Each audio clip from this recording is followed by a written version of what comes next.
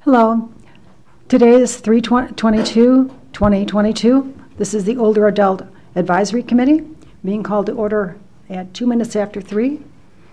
And we will now stand and say the pledge, please.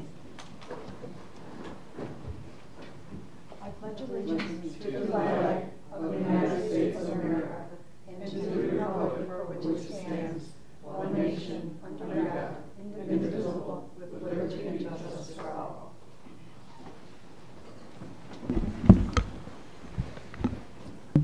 I know it's always hard to break up the party. We have that same issue with our meetings too.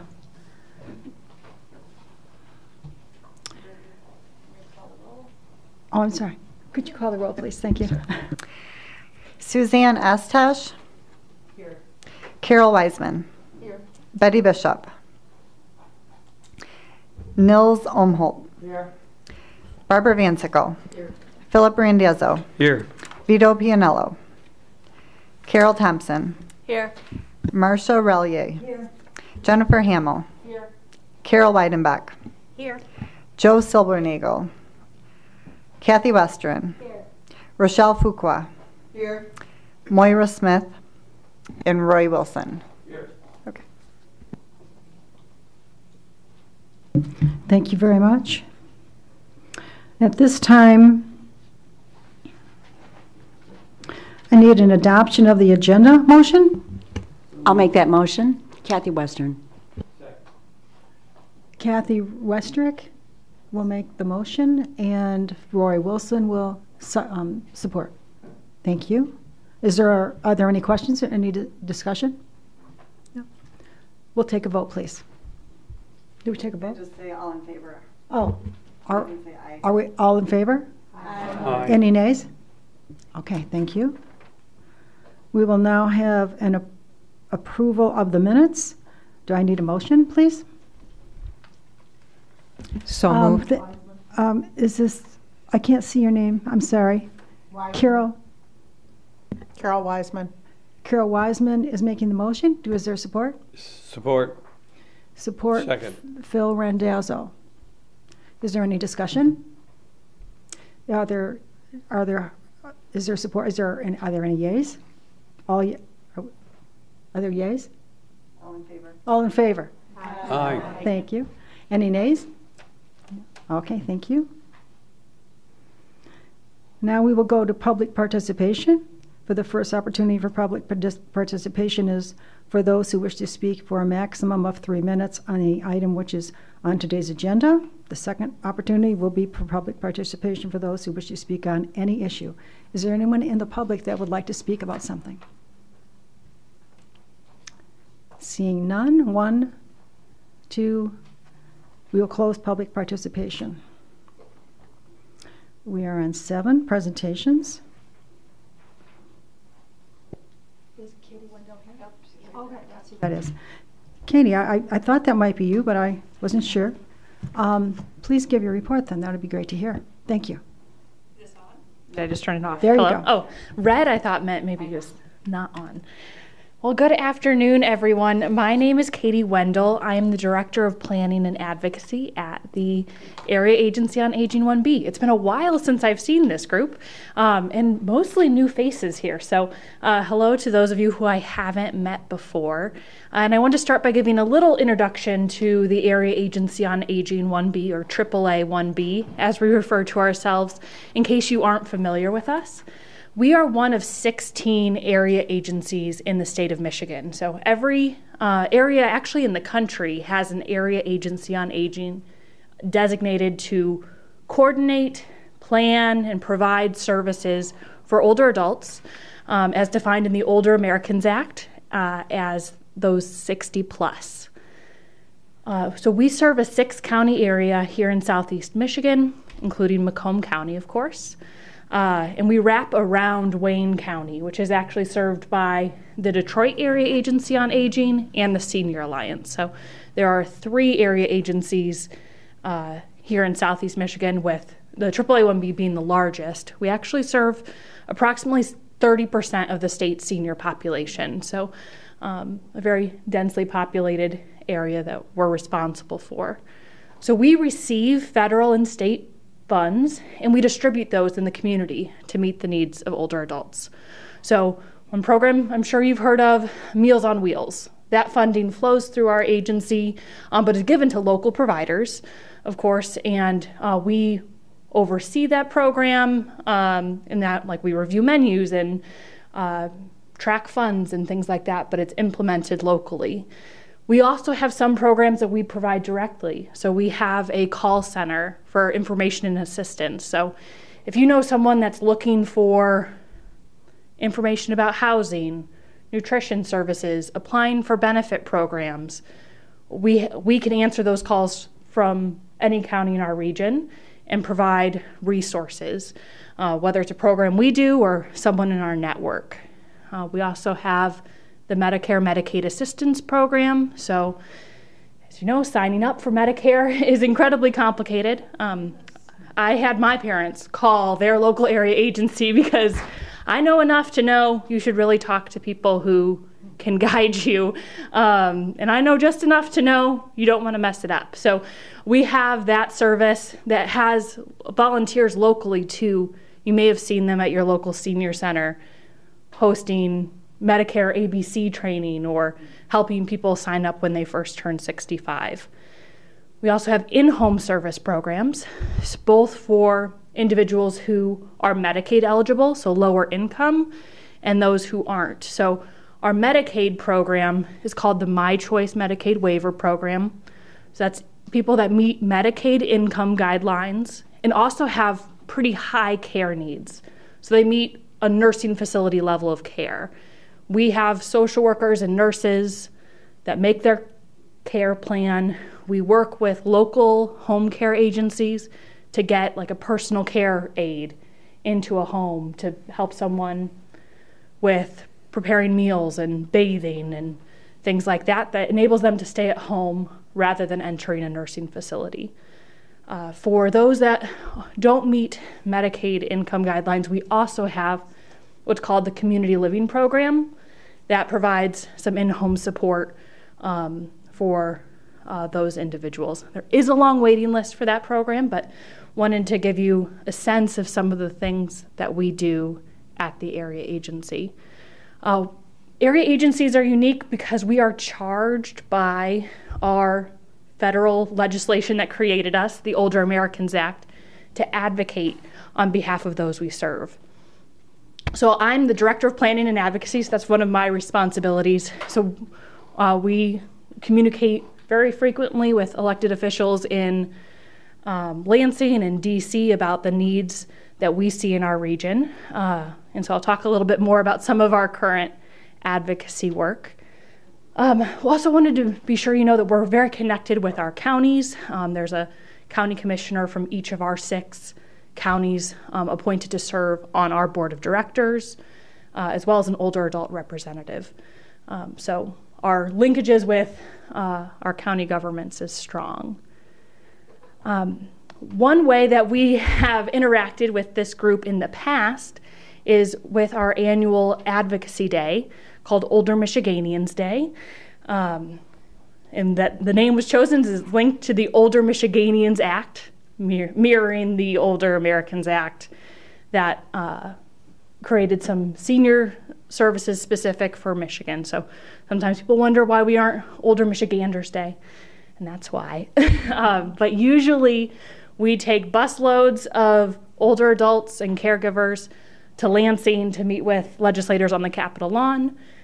During the pandemic, we've largely gone virtual, and we're continuing that again this year. So Older Michiganians Day is on May 11th. It's a Wednesday, and there will be a virtual live stream event for people across the state to participate in that day. And we're expanding our advocacy efforts to really a week of action from May 9th to 13th. So I don't have all the materials ready yet. We actually meet again tomorrow, so I might have more to email soon with actual resources and drafts of letters if you'd like to participate in our letter. The week of action is May 9th to 13th, with the official Older Michiganians Day being May 11th.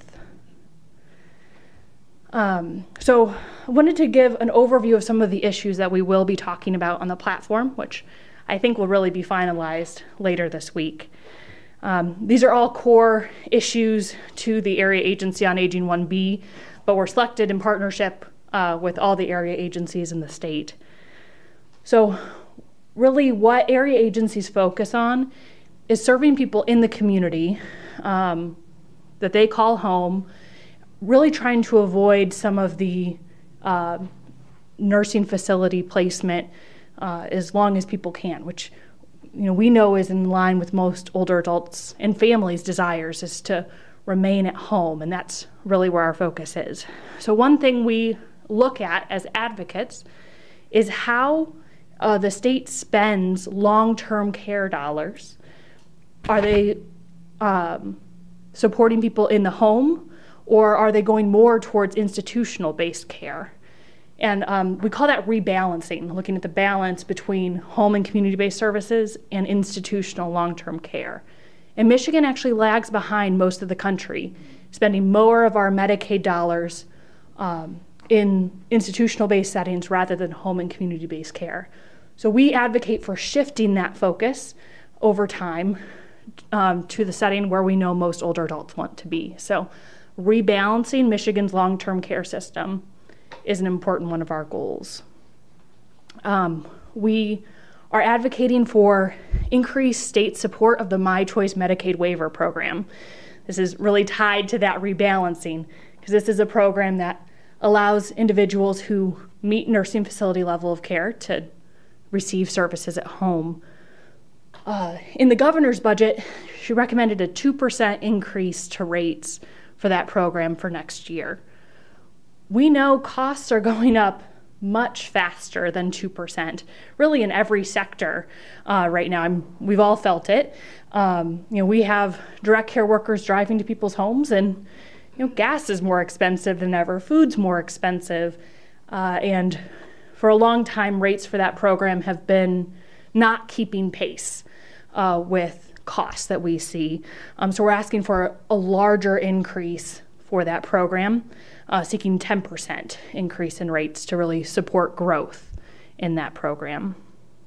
For the non-Medicaid in-home services, so in our region we call that the community living program, we at the area agency helped form a statewide coalition called the Silver Key Coalition in 2014 with the tagline of making Michigan a no wait list state for senior in-home services.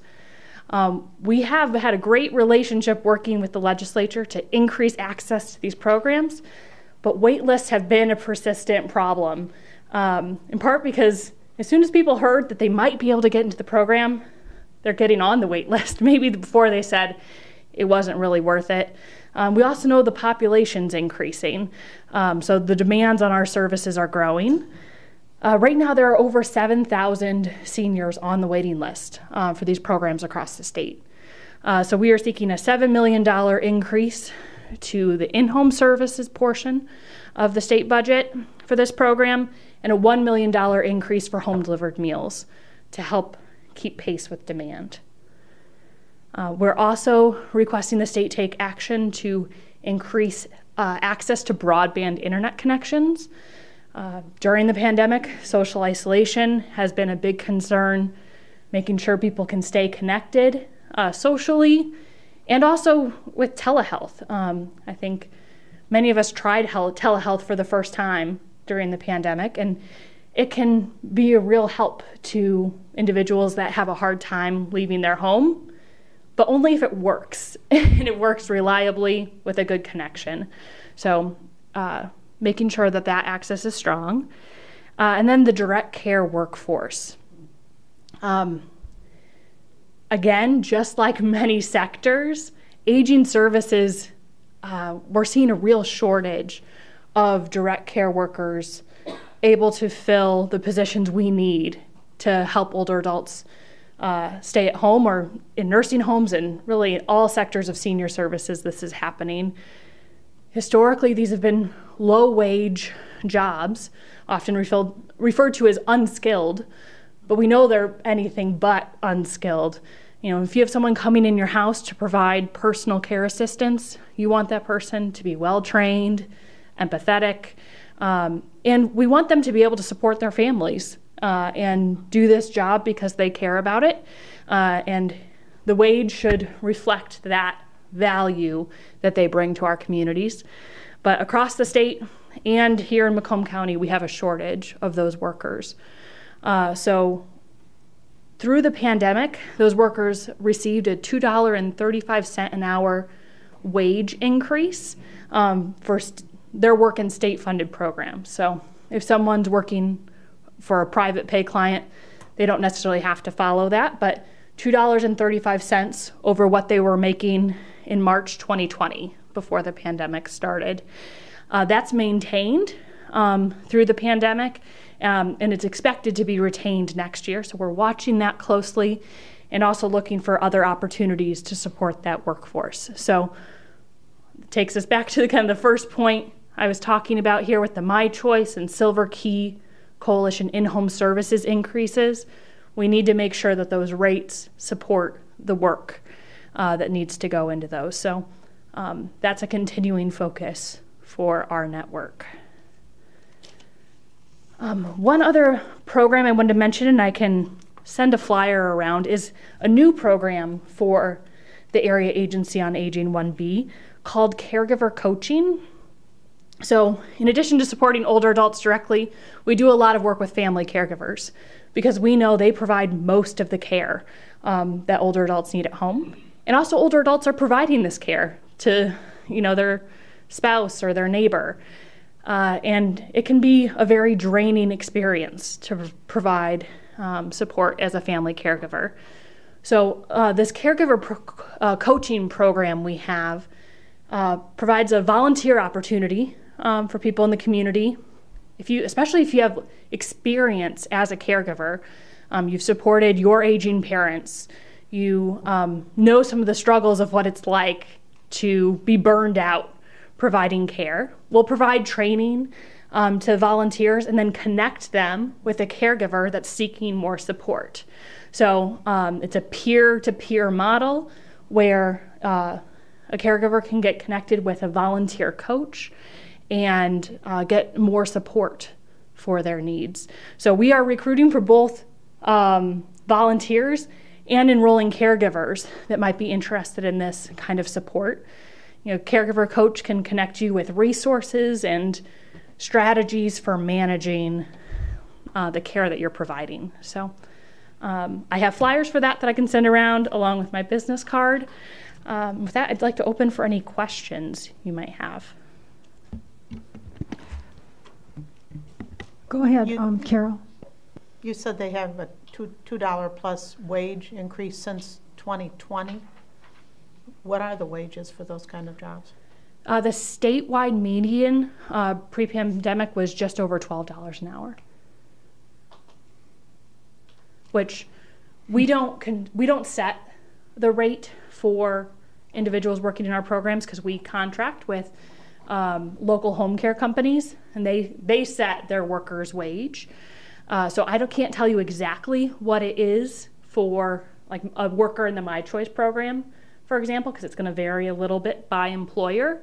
But if the statewide median is, say, $12.50, you'd expect some of the Medicaid reimbursed workers to be on the lower end of average, where private pay is charging quite a bit more and bringing the average up, if that's helpful. So is all of that state money, or some of that, you said you're a federal agency, so how does that divide out? So all of our federal money also flows through the state. Okay. The premium pay for Medicaid would be split in the same way all of our Medicaid funds are, that Medicaid is always a federal-state partnership. That matching percentage has changed a couple of times during the pandemic as some of the federal, like CARES Act and things like that, increased the federal matching rate. So I'd have to get back to you on exactly what the percentage is. That's okay. But it is when it comes to us, we can't tell the difference because the funds are mixed together, if that makes sense. Katie, Roy Wilson, I've noticed this, but do the workers or the firms they work for, are they bonded? It's very intense compliance requirements to work as a Medicaid agency. I don't know all the specifics, but like insurance and all of those kinds of things are very robustly checked. So I would assume yes, but I don't know all of the details specifically. I'd like to know more about the new caregiver coaching program that you have, because I know many people that have been caregivers. What would the training be virtual? Would it be in person someplace, or are you still developing how that training goes?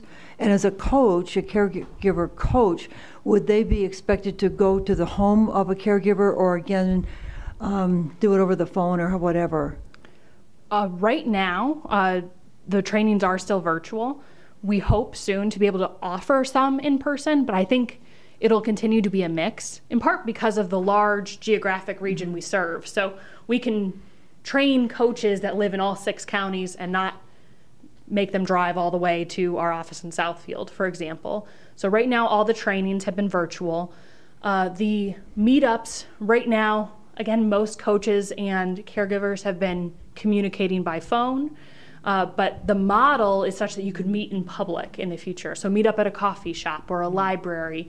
I think generally we would discourage private residences unless you are really comfortable with that, but it's more supposed to be kind of a public meetup model. I think the virtual is really good too, because a lot of the caregivers are older caregivers that may not want to drive or be able to drive a distance to come to the trainings. So, Yeah. I have one other question. Do you work with PACE? We refer to PACE, so we're separate organizations, but yes, we do refer to PACE because they serve a really similar population that we do, and they're growing in our region. So, so the Program for All-Inclusive Care for the Elderly, if anyone isn't familiar with PACE, serves largely the same population as the My Choice Medicaid Waiver program. So that's an option we provide when you call our resource center, for example, stating you might need some help with home and community-based services. In Macomb County, if you are dually eligible for both Medicare and Medicaid, your primary options would be the My Choice program, the PACE program, or My Health Link, which is a demonstration program that's active in Macomb County working with health plans to provide that care. I've had some very, very good experience with your agency. I really commend you for your work. When I was a patient family advisor at Beaumont, one of the things that we did is your powerful tool for caregivers class is absolutely outstanding. Not just the workbooks itself, the atmosphere, the trainers, and that sounds like it's going to augment this newer program. And I can't support that enough, so I'd really like to see what that looks like. Also, I think your Connect magazine is one of the best resources I've ever seen because it's so consolidated, everything is there. And finally, we're having Heather DeVos come out for a health fair at our church to speak about your services because not enough people know about you. So I thank you so much for your work and really commend you for all that you've done for this community. Thank you so much. You're We welcome. appreciate that. So Powerful Tools is one of our evidence-based programs. So we offer a number of evidence-based health and wellness classes, both for caregivers and for older adults. So we have like Take Charge of Your Health, which helps people with managing chronic conditions. We have classes for caregivers. We also have a caregiver learning virtual platform called TruAlta that can help with really like technical skills needed for caregiving, like how to transfer someone safely so you aren't hurting your own back, things like that. Thank you for mentioning the Connect magazine as well. It's been really a great resource. We will be updating it in the fall, I believe, is our plan, because people are like, wait, you haven't done it since the pandemic. We're like, well, that keeps changing. So right now we're going through our request for proposal process too. Every 3 years, all of our contracted services have to reapply, just part of a standard process with the state. So once we have all of those locked in for the next 3 years, it'll be a good time to update that resource. So thank you. I'll pass it on to our communications team. They worked hard on it. I have a question. Mm-hmm. What is your agency's affiliation with older adults who are under guardianship? Older adults who are under guardianship. So we aren't a public guardian or anything like that. We would mostly be a source for information and referral to additional resources. If individuals needed help setting up their legal services, we do fund legal assistance. So if you needed to set up power of attorney or paperwork like that in the event you would need someone to assist in making decisions for your care. So that's one way we support people. We are tracking closely on the advocacy side, because I know there's a lot of issues with the guardianship system that people have concerns. There is a elder abuse task force operating right now at the state level that the State Association of Area Agencies is involved in, and they're recommending a number of modifications to the guardianship system at the state level. So making sure there's a cap on the number of wards an individual guardian can have. So might have heard horror stories about a public guardian appointed that has hundreds of wards that they never check in on. So trying to make our system have some stronger safeguards to say you can't have an unlimited number of wards.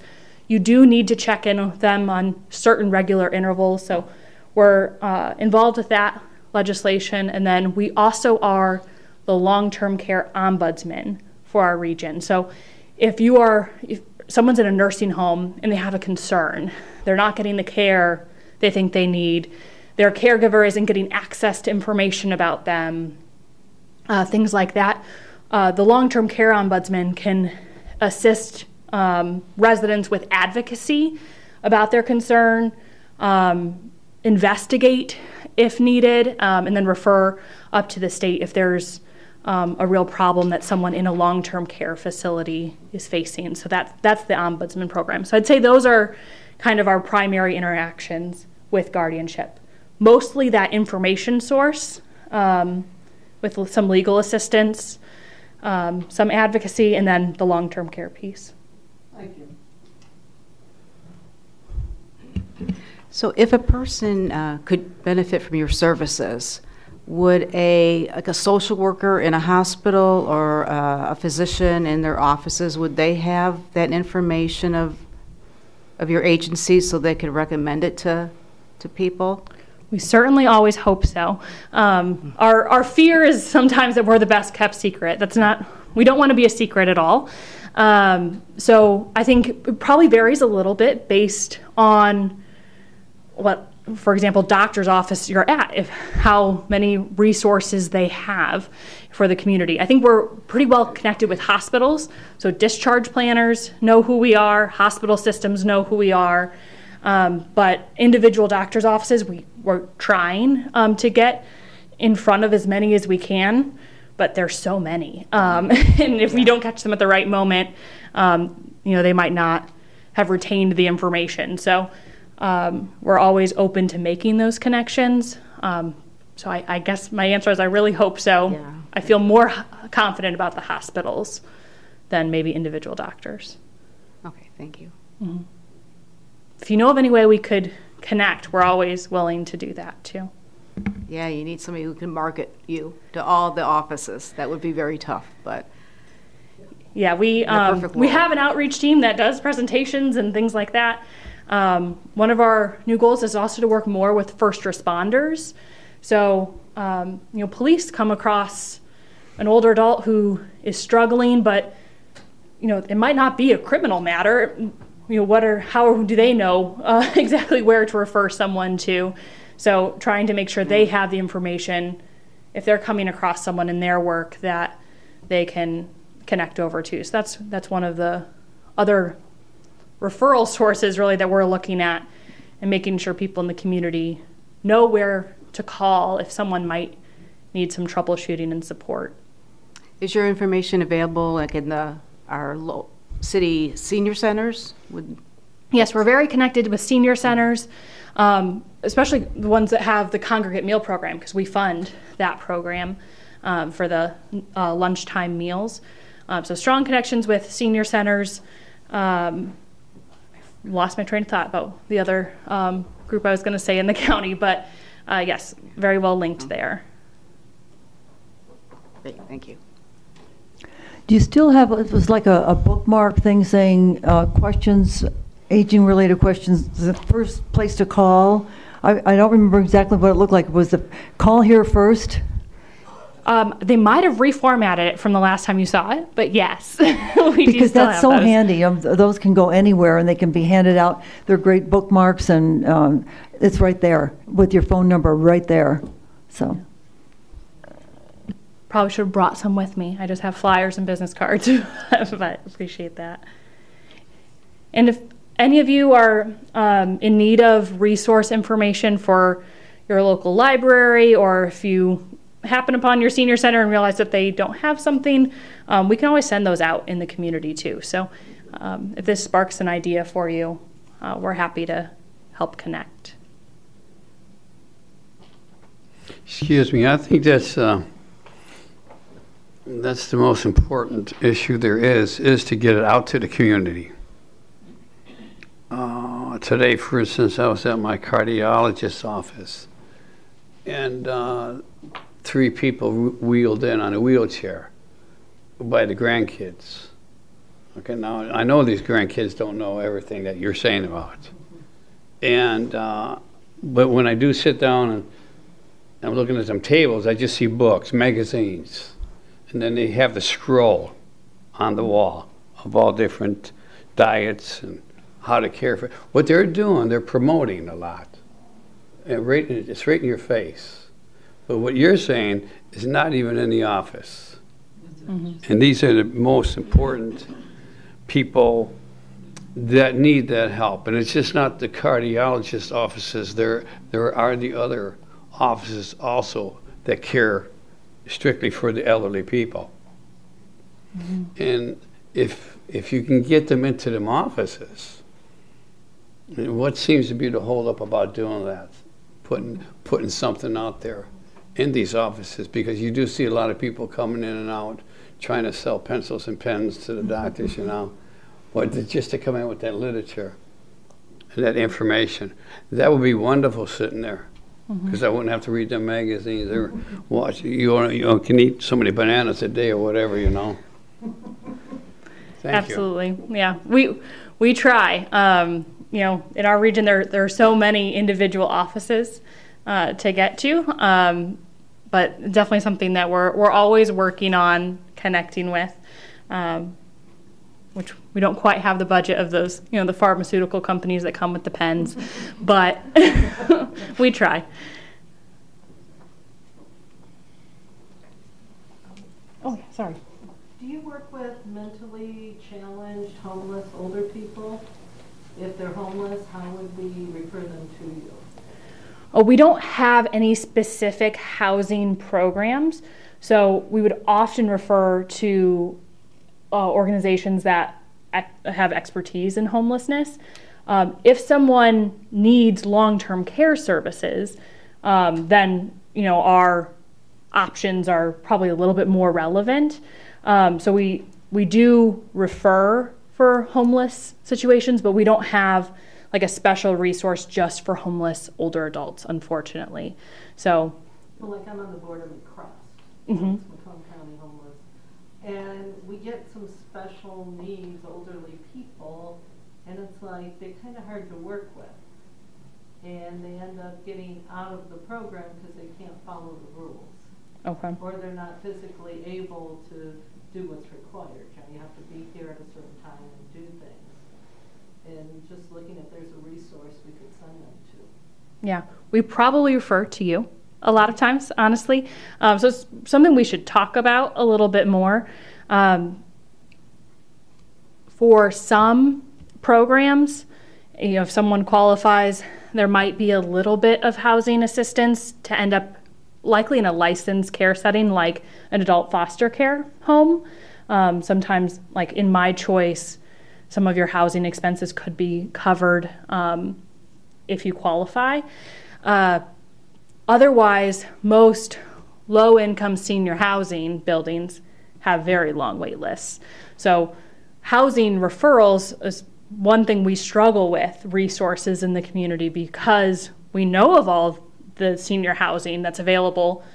Most of it has long waiting lists. So if someone's in crisis, it's not easy to get them in a senior-specific location. So, but let's talk more after, and I'll give you my card and see if there might be a few more pieces we could connect.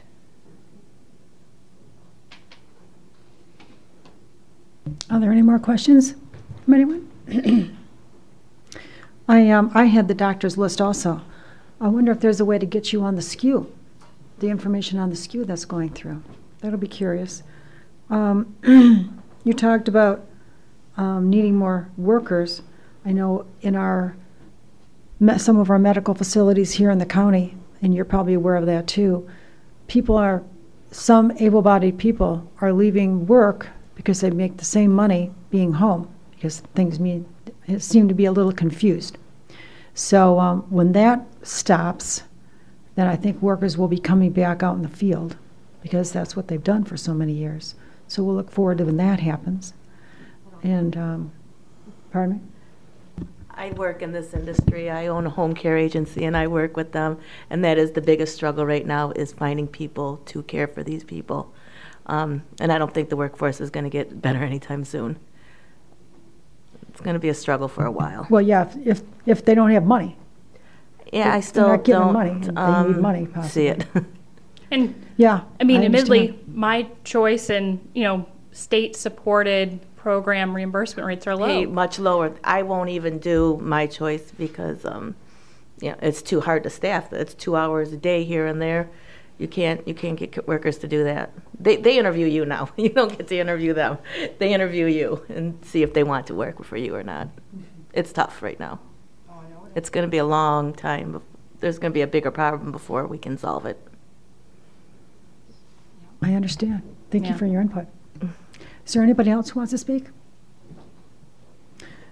Well, thank you. I didn't know your name a minute ago. I'm so sorry. I'm Katie. It's okay. Katie. Yeah, some of you might be more familiar with Jim McGuire, who's our director of research, who just retired at the end of last year. So I'm now in his role, and he is spending the winter in Florida right now. So if any of you know Jim, I know he would want me to send his regards to. Well, good. We're here for the first time together, then. I'm filling in for Julie. So I think if we're all set here, we'll move on. Motion to receive and file, please. And I'll just send these around the room. You can there's lots of flyers, so you can take as Good. many as you want, and then should be enough business cards for everyone. Thank you. Thank you very much. Thank you. Do you have a motion for a receive and file, please? All right. Did you make it, Suzanne? Yes. Suzanne made the motion, and Kathy Western support. Thank you.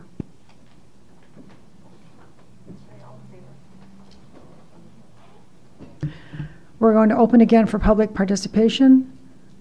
I'm not sure anybody is here. If anyone wants to speak, please do so now.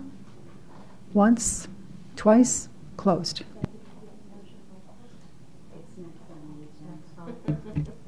Now we will go to comments from the members.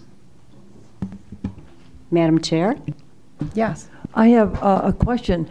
I'm wondering if we can get a roster of all of us with contact information, either an email or a text or a way, with each of our names and what district we represent and contact information. I was just trying to think of how I can contact somebody from Warren, and I thought, I'm not too sure who it is and how to do that. So, yeah, I'm looking across. I remember that, but I could not place who, and I don't have a list of any of all of us anyway. So I would really like to have the names of everybody on this older adult commission.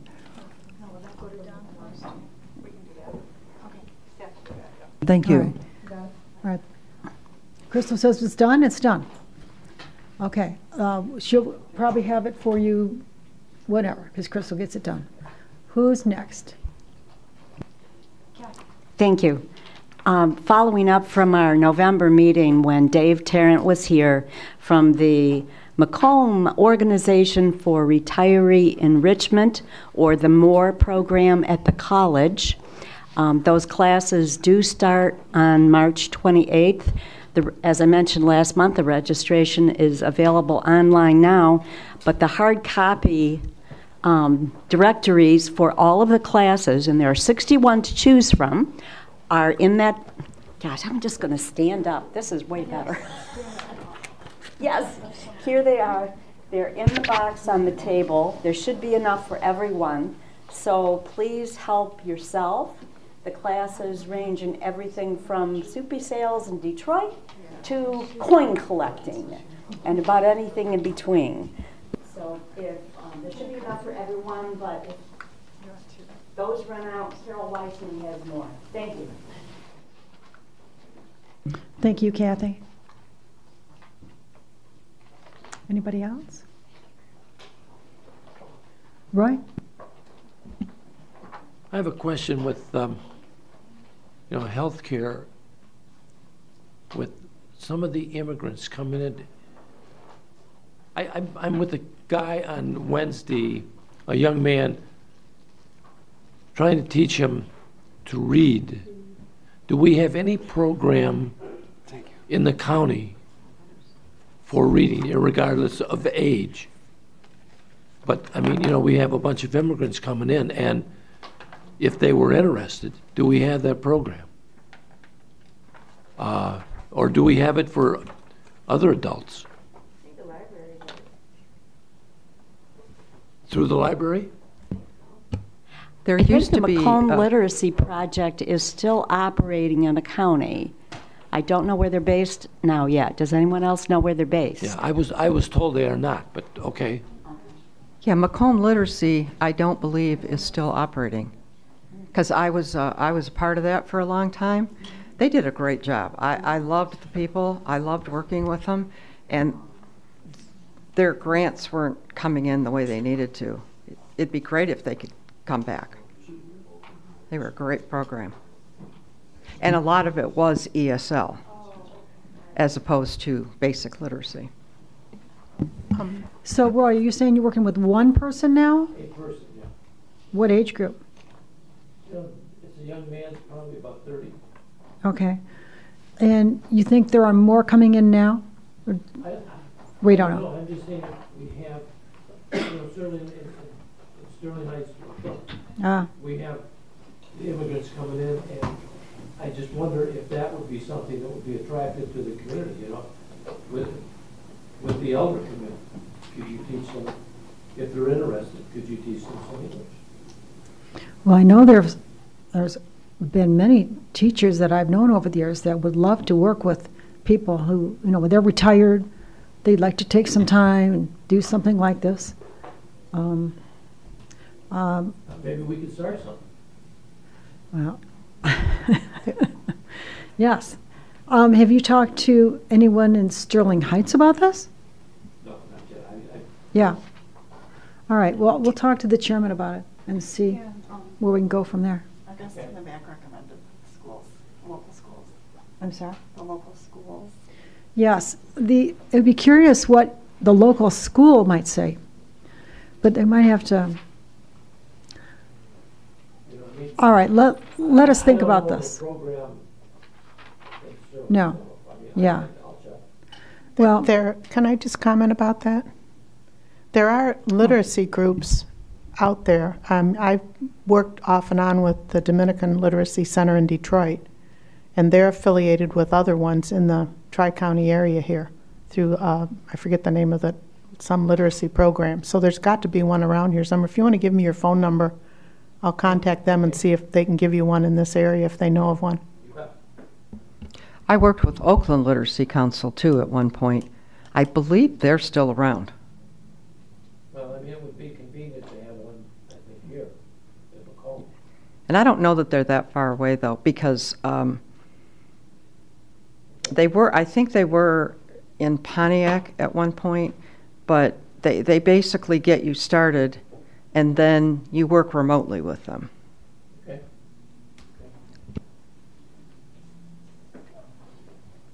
All right, those are two great ideas, and maybe we'll see what we can come up with here.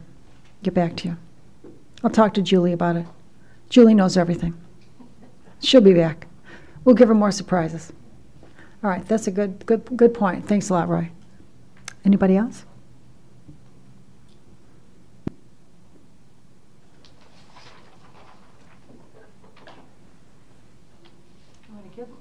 I'm going to give this a second because this is a lively session. Everybody's good? Yeah, I think are we ready for our adjournment? Are you sure? It's kind of pleasant here. Very pleasant here. I need a motion for adjournment, please. So moved. Marcia, motions Second. for adjournment. Who supports? Support. I'm looking at Rochelle, but I've heard others, so I'll take Rochelle. Thank you very much, Rochelle, for supporting.